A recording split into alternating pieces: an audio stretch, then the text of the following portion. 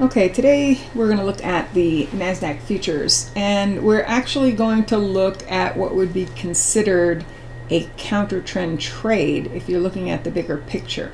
Now, this is only going to be okay for some people. You have to be relatively nimble if you're going to take any counter trend trades. So let's start by saying that recently we made the initial upside target off of this last setup zone in Nasdaq futures, the 1272 extension. So this is when I start to really have people ratchet up their stops, because many moves tend to terminate at extensions of prior swings. So that's one piece of information. Plus we have some timing cycles and resistance to the rally. Actually, some of these cycles come in a little bit better on the Nasdaq cash chart. You can see that we do have cycles that come in 10th, 11th, 11th, and 13th. So we're in a window for a possible high to be made. Okay, so does that mean you're just supposed to short a bunch of contracts and then hope it rolls over? No, we're going to actually take it down to a lower time frame chart, and I'll give you the reasoning. All right, so on a 30-minute chart in Nasdaq, and I'm actually using the overnight data here, this is what I see. That again, we're pretty well extended on the daily chart, and we're definitely in a place where we could see a little bit more of a pullback. So since this last high was made, what has happened? Well, we took out a prior swing low, and actually you took one out here too, and you also had the moving average cross over to the downside.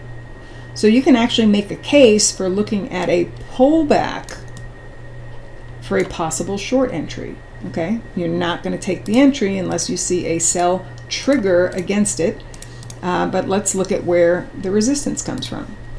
You're going to take 100% of this prior rally swing projected from the low. That comes in at the 60.72 area. You're going to look at the retracement back to the recent high. That is 60.69. That's the 618 retracement back to the recent high, which isn't too far away from the other projection. What else do we have? Well, you'd also have 100% of this first swing up. So I'll take the low to the high, projected from the low. That comes in a little bit higher. I also typically run an extension of the prior high to low here. We went through the 1272, but we're still below the 1618. And there's actually one more extension that you can use here, and that's this high to this low. And that comes in between, these other levels here. So this is the way I have to look at it. Even though in the bigger picture, the daily charts are still bullish, they're pretty extended. So if I was going to look at a short, I would look at it against this area of resistance, anywhere from 60.69 to 60.77.